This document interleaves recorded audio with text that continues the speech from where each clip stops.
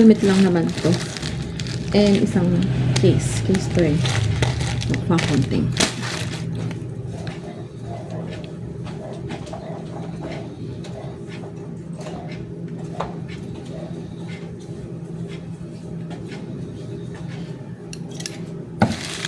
Ito, request ko ng anak ko. Nahiligan niya kasi si Coron.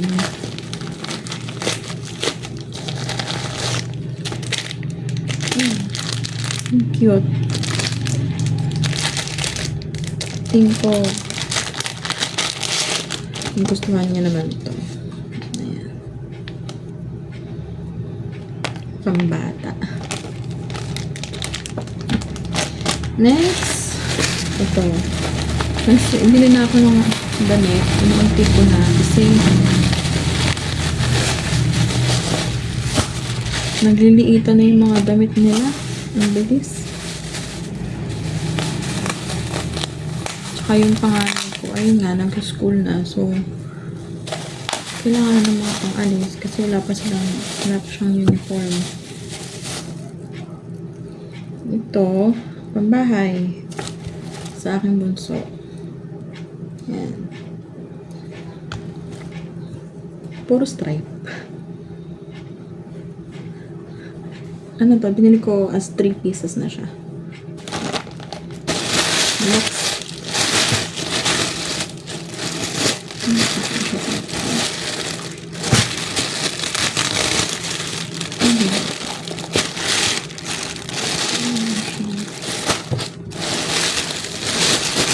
Pitin na lang natin. Tumahanap lang. Saan nila tinitake.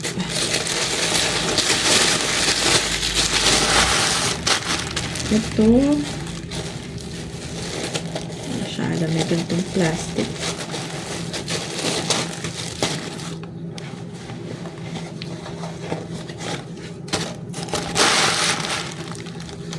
Ayan. Pero mali lang ang color.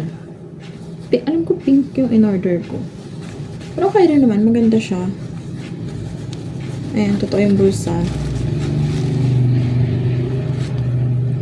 Cute. Cargo pants pambata. Next one.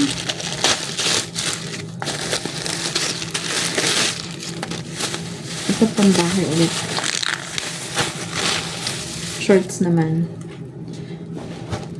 Medyo terno siya dun sa nabili ko. Pero magkaibang store yun. Ayan. 3 pieces ko rin siyang nabili. And last one.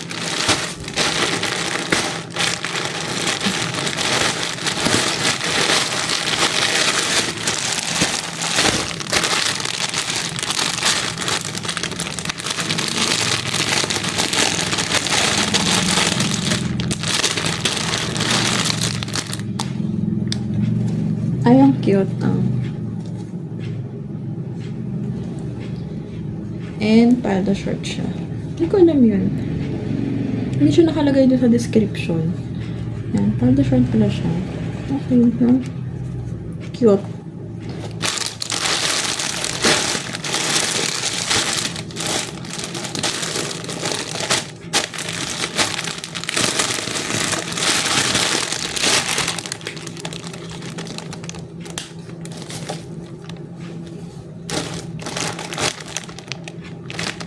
Ito naman, pang-alis sa bunso ko.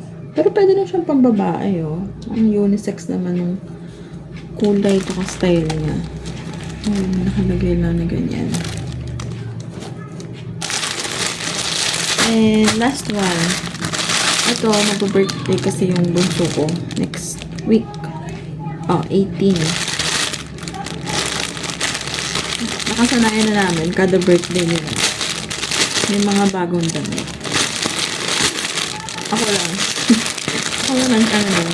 Asahin na lang ang asawa ko. Ayan. Polo shirt. A kasi pangalan ng bunso ko Aaron. So, nag-start siya sa A.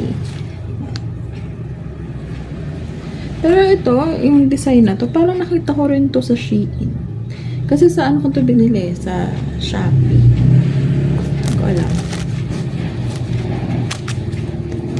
Shorts turn na siya. Nagka-turn na siya.